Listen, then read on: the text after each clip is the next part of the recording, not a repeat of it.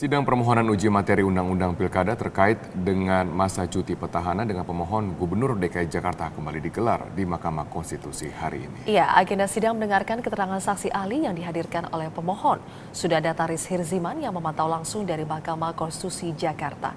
Taris, siapa saja saksi ahli yang dihadirkan pemohon?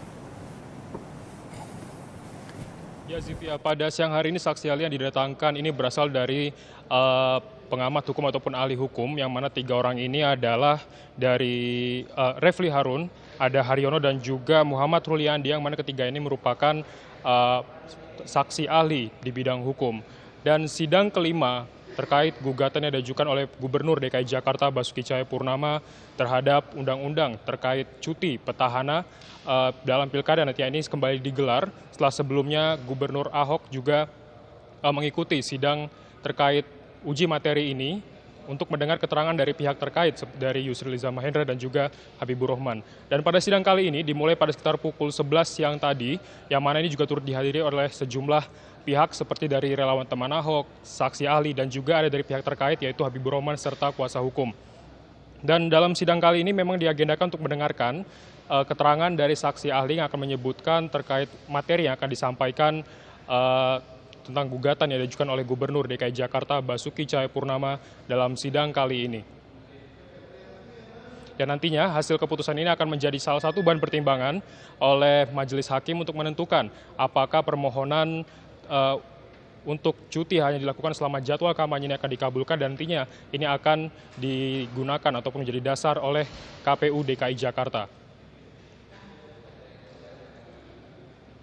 Dan ini kita akan terus mengikuti jalannya sidang, dan berikut adalah jalannya sidang di Mahkamah Konstitusi terkait gugatan yang diajukan oleh Gubernur DKI Jakarta. Tidak saya sebut.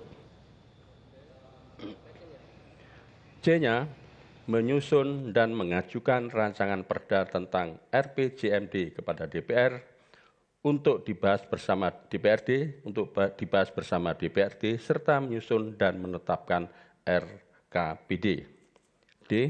Menyusun dan mengajukan rancangan perda tentang APBD, rancangan perda tentang perubahan APBD, dan rancangan tentang pertanggungjawaban pelaksanaan APBD. E, F-nya dihapus, dan G. Dalam melaksanakan tugas sebagaimana dimaksud dalam ayat 1, Kepala Daerah berwenang mengajukan rancangan perda, menetapkan perda yang telah mendapatkan persetujuan DPRD. Ini yang saya kutip, yang relevan untuk persoalan ini.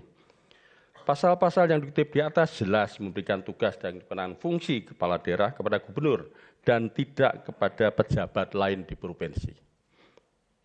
Undang-undang Perda secara jelas dan limitatif mengatur kapan gubernur kepala daerah berhenti sebagaimana ditentukan dalam pasal 78 ayat 1, yaitu meninggal dunia A, B, permintaan sendiri C, diberhentikan.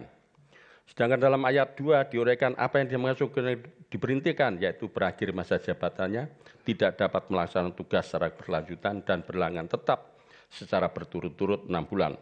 Dinyatakan melanggar sumpah janji dan lain sebagainya. Dengan adanya pasal tersebut di atas, tidak ada alasan lain menurut hukum yang sah gubernur berhenti dari jabatannya. Yang artinya memberhentikan juga fungsinya sebagai kepala daerah. Pasal ini menguraikan secara limitatif karena tidak menyebutkan adanya alasan lain yang sah, artinya alasan di luar yang telah diatur dalam pasal ini.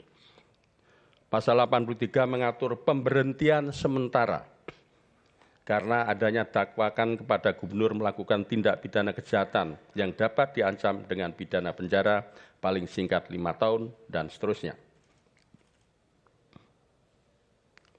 Ketentuan ini menetapkan secara limitatif juga dengan uraian terperinci yang artinya tindak pidana di luar yang diuraikan ketentuan pasal ini tidak dapat dijadikan dasar untuk memberhentikan kepala daerah.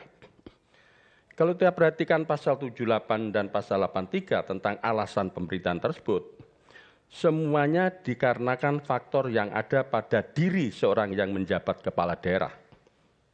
Baik karena perbuatan maupun keadaan dirinya dan bukan adanya faktor dari luar. Dari sudut keadilan, hal demikian adalah adil, karena seorang hanya menanggung risiko terhadap apa yang dilakukan. Adanya pasal 84 ayat 1. Ya, demikian yang dapat kami sampaikan, Zivia. Balik Anda di studio.